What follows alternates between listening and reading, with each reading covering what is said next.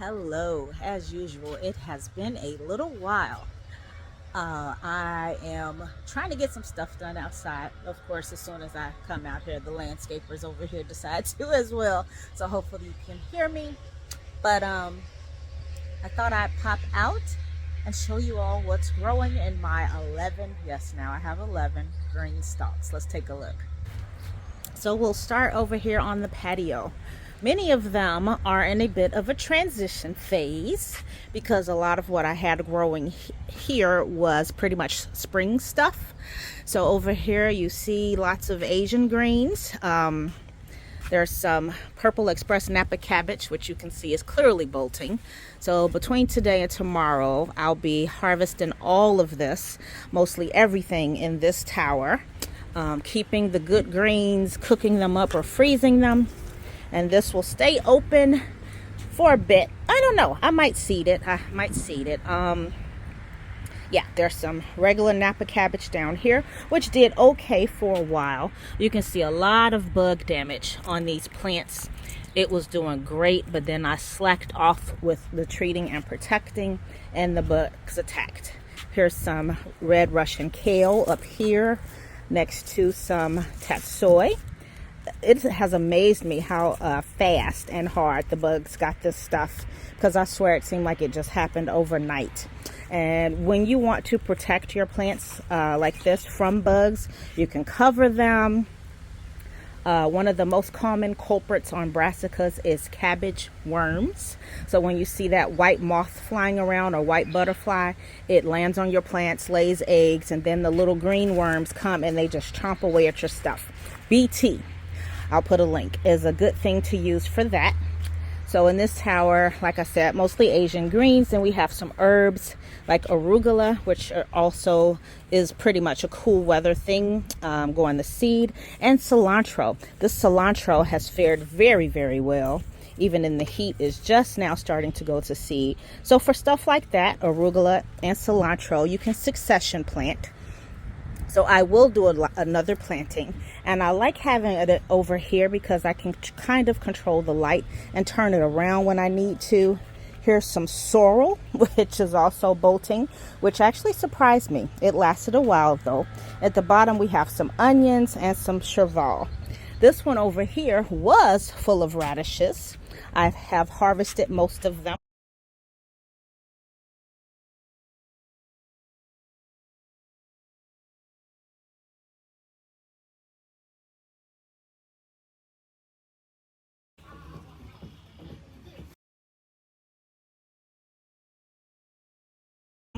There's a couple left in here. And as I've been harvesting these pockets of radishes, I have replaced them with bush bean seeds. So we have several bush beans coming up now. We have a few radishes left to harvest that are still coming up to size. And then there's some nasturtiums here at the bottom and some basil. And these two are configured as 4 tiers, but these are the original planters. That blue color is not available right now, sadly. Over here we have my cherry blossom pink.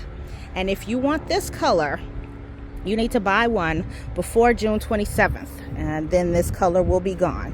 But same thing over here. We have a lot of greens, mostly lettuce, different varieties of lettuce, and some cabbage, ultraviolet mustard. And it's been really hot, so these plants are taking a hit. But look at the beautiful red lettuces. This is red romaine. This is red butterhead. Then we've got some more romaine over here. These varieties are doing very, very well in the heat. So when you're looking for like greens that you can grow outside that will do well, just Google heat tolerant lettuces or heat tolerant greens and you'll get a nice list. Okay, in my experience, the red varieties, this is red leaf lettuce, the red varieties hold up very well in the heat. And I think this is endive down here. Let's see, trying to get my tag. Oh, green oak leaf, sorry, that one's also doing very well. Then we have some more nasturtiums at the bottom. Let's break over this way. This is a completely new area of my yard and garden that I set up. This was unused space, so now it's useful. As you can see, I've added several raised beds thanks to some of my partnerships and some that I had purchased and had in the garage for a while, these small ones. There's some planters that have been here since last year, and I added 2 GreenStalks. These GreenStalks are still mostly empty. I'm going to seed them soon. But what I did when I set up my potato bed over here, you can see several potatoes coming up. I had some additional potatoes, so I put some here in the bottom tier. Yes, you can grow potatoes in a GreenStalk. Same thing over here. You see them starting to come up there. So when you're growing potatoes in the GreenStalk, you want to do 1 per pocket. Maybe only 2 or 3 on 1 tier, and they will grow.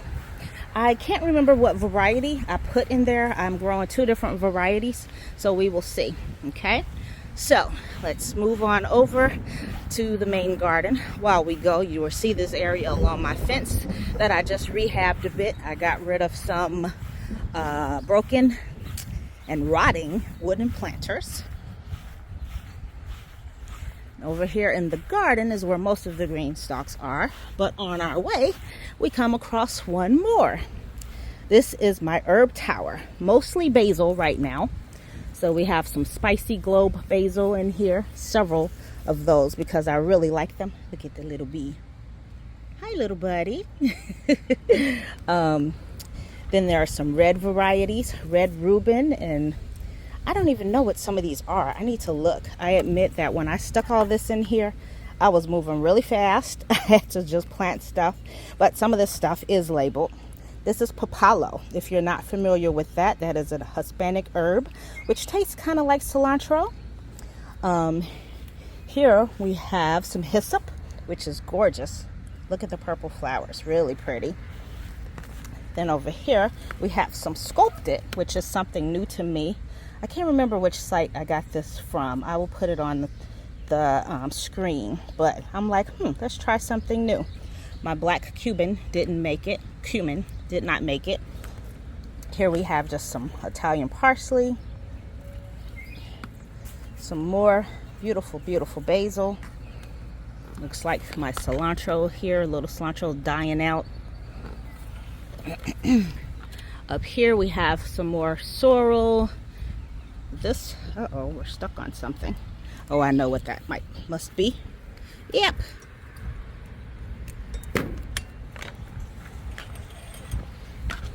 Oh, this is what I want to show you. Culantro. If you are a fan of cilantro, this came off of my greenhouse. It's trying to strangle things. Culantro grows a lot more slowly, but it has a stronger, more pungent flavor and does well in the heat. Okay, and then up here we have holy basil, which is starting to form flowers. Now usually when you're growing basil, you want to clip off those little flowers to keep the plant growing. So just take your fingers and do that and take off all the little flower heads starting to form. But if it's outside in your garden, you can also leave a bunch to attract the pollinators and go to seed. Here we have some sage. So there's a few pockets in here that I'm going to have to replace some things, and some pockets that I never planted up. So over the next week or so, I'll be adding some more plants to that. Let's go in the main garden, which is still a mess because I am still prepping, doing my watering system, irrigation system, and cleaning up some things. But there's also still a lot going on. Let's start right here. This is one of my GreenStalk leaves, 7-tier leaves. As you can see, it is doing well, very well. Beautiful, beautiful greens in here. So this is full of a lot of things. This is Chinese giant leaf, which is going to seed. Here we have some rainbow tatsoi, which is one of my favorites because it's so pretty. I think that's what this is. And then up here we have some kale. There's a lot of kale, okay? This, I believe, is broccoli. More kale. Swiss chard. Swiss chard is a great green to grow when it's warm. So honestly, a lot of these pockets in my green stalks might be replaced with different varieties of chard. I have a lot. And remember when I was just talking about the worms that will eat your plants? Here's a sign that they are there. Look right on that leaf. You see poop, worm poop. So I'm gonna rinse that off. I'm gonna wash down the whole tower, and then I'm gonna spray some BT, okay? Here's some more kale. We have some arugula right here. There are also heat tolerant varieties of arugula. One that did well for me is slow bolt arugula. And then there's one more, I'll look up the name. We have some mustards in there, some more arugula. So a lot of these things also, again, coming to the end of life because of the time of year, okay? So they'll be replaced with other things like bush beans, onions, and other heat tolerant lettuces. Kale does great all through the summer. So I will probably do lots of Swiss chard and lots of kale. If we come over here, this is my strawberry tower. This is also a GreenStalk leaf. So there are at least 42 strawberries in here. In some pockets, I planted a couple. And some of them, these did not make it, so I'll have to replace them. That might be the only one. I think I replaced the others already. And they are doing very well. Oh, there's another one. So that's 2 I need to take care of. You'll see many flowers coming on them. And I think I saw some little berries. Here we go. When the flowers go away, you start to see the little strawberries like that start to form. So I'm very excited. This is 2 types of bare roots from Park Seed. So one of them is June bearing, which as the name states, they form most of their berries in June. And then the other is ever bearing, which will keep going throughout the season. I also put some in these 2 planters because I had so many. And we come to this GreenStalk over here. This is an original in evergreen. Again, lots of empty pockets here because I wasn't really finished. But over here we have some more beautiful varieties of kale. Several different varieties. Look at that. Isn't that gorgeous? I love kale. And then we have some amaranth. Look how pretty that is. Some leeks up top here. More red Russian kale. Some onions at the bottom. And a few empty pockets. This is mustard greens, which are starting to bolt. So you really have to keep on top of your greens, as you see. Once it starts bolting, go ahead and cut off all your useful leaves and eat them. Over here, this is what interests everyone so much every year. I moved it to a different GreenStalk this year, but this is my 2024 pepper tower. So you're looking at 30 different pepper plants. Last year, I planted almost 100 pepper plants. So I have really brought that down this year. I only have about 35. 30 in this GreenStalk, and then there's a few in these buckets over here. But they do fantastic. Look at that. Look at those gorgeous peppers. This one is, let's see, there's a tag on the other. Corno de Toro. Look how beautiful. And so many of these plants are just already booming with peppers. Let's find some more. The ones that are not, there's some little babies there, are just starting with flowers. Here's Joe's Ring of Fire Cayenne. Look at those gorgeous peppers. Let's look on down here. We have some early Bubba jalapeno. Big chili.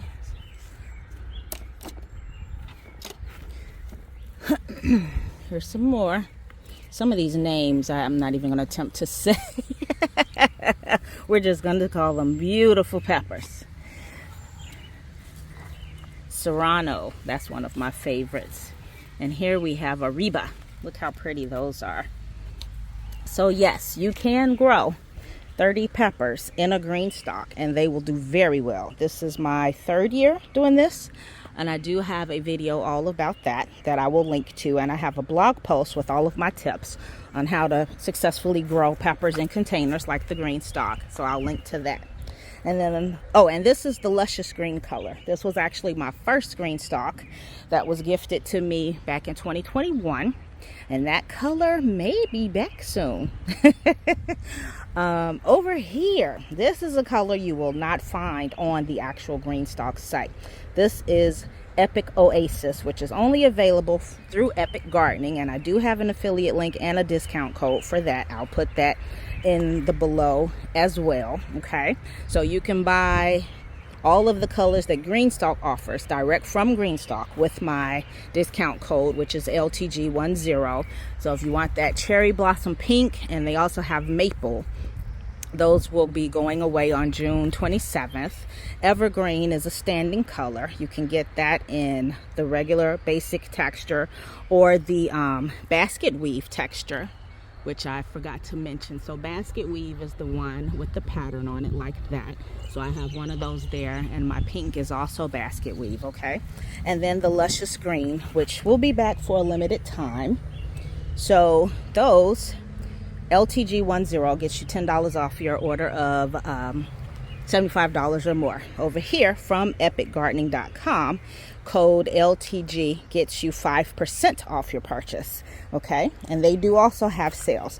So this one is a mixed tower of some of everything. I'm being daring, and I must tell you, I'm actually loving the way this looks. So up here we have some collards. Next to that, we have some microdwarf tomatoes. This one is actually a mystery. It was an extra seed. I don't remember what it is, so we will see. There's some more collards, more microdwarf tomatoes, more microdwarf tomatoes. This is some beautiful collards here. And then we have an extra strawberry plant in here. Here's some Swiss chard, more microdwarfs. As you go down, here's some lettuce and another variety of Swiss chard, and we have some onions over here. And as you can see, all of these things are doing very well and growing very well together. Here's some more lettuce here, and it is looking fantastic. I am loving the way it looks all planted up together. One thing you will notice on all of my GreenStalks, except one, is the ultimate spinner base right here. Okay, my GreenStalks are all sitting on a surface that I have leveled using a patio paver and an actual level from the house. Then they're on the ultimate spinner base.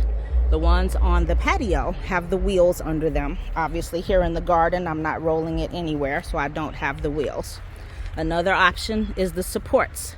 If you're growing peppers, tomatoes, or something that might need to trellis, then these supports are fantastic. They also work handy, as you can see, as handles to spin your GreenStalks. So that is another great accessory that you can add on.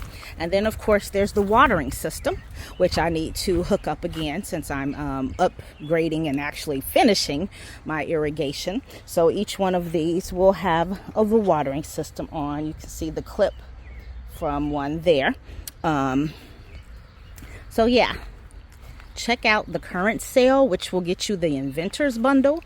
And what that is the best of both worlds. So if you don't know, if you want the leaf, which is the 7-inch pockets, 7-tier leaf, or the original, which is the 10-inch pockets, 5-tier, you get the Inventor Bundle. You get 3 of the original tiers, 3 of the leaf tiers. You also get a support, and you get the ultimate spinner base with the wheels. And the prices are really good for everything that you're giving you for that. Plus, you can put my code LTG10 on top of the sale, and you get another $10 off. So that makes the price even better. But as you can see, the garden is hopping now. Lots of stuff is growing. There's still lots of stuff to do. However, GreenStalks are thriving. And I love them. Despite having all of this raised bed space, buckets, and all of that, I still absolutely love the GreenStalks because it is a great way to grow, for example, 30 pepper plants in a small space. Okay? If you have any questions, GreenStalk, what you can grow, what you can't grow, which one you should get, post below and let me know. I'd be happy to help you out. Thank you for watching. Please like and subscribe.